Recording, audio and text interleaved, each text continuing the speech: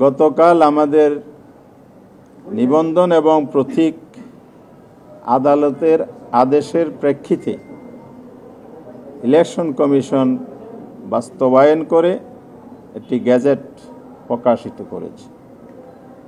এটার মধ্য দিয়ে আদালতের যে ন্যায় বিচার এবং ইলেকশন কমিশন বাস্তবায়নের মধ্য দিয়ে জাতিকে আশান্বিত করেছে এবং এটাই প্রমাণিত করেছে বিগত দিনে ফ্যাসিস্ট আমলে একেবারে অন্যায়ভাবে পলিটিক্যাল ব্যাড ইন্টেনশন থেকে জামাতের নিবন্ধন বাতিল করা হয়েছিল।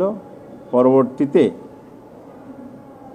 দাঁড়িপাল্লা যে প্রতীক আমাদের দলীয় প্রতীক, সেটাও এই নিবন্ধনের সাথে যুক্ত করে আমাদের প্রতীক কেড়ে নেওয়া হয়েছিল।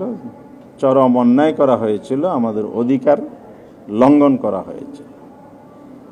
গতকালের গেজেট আমাদের সেই অধিকার আদালতের আদেশের মাধ্যমে ফিরে এসেছে এবং দেশে ন্যায় বিচার প্রতিষ্ঠার পথ সুগম হয়েছে। এবং বর্তমান সরকার এবং এই ইন্ডিপেন্ডেন্ট ইলেকশন কমিশন এই ক্ষেত্রে আগামী দিনের পথ চলা, গণতন্ত্রের পথে হাঁটা এবং জনগণের যে রক্তের বিনিময়ে গণ অভ্যুত্থান আগস্ট হয়েছিল সেই প্রত্যাশার প্রতিফলন ঘটেছে বলে আমরা মনে করি।